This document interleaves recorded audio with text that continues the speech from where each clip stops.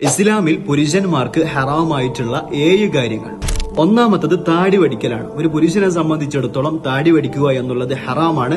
4 മദ്ഹബുകളിലെ ഇമാമാർക്കും അഭിപ്രായ വ്യത്യാസമില്ലാത്ത വിഷയവുമാണ്. രണ്ടാമത്തത് മുടി ക്രോപ്പ് ചെയ്യലാണ്. മുടിയുടെ ഒരു ഭാഗം മാത്രം വടിക്കുക എന്നുള്ളത് ഹറാമാണ്. പ്രവാചകൻ സല്ലല്ലാഹു അലൈഹി വസല്ലം വിരോധിച്ചിട്ടുള്ള കാര്യമാണ്.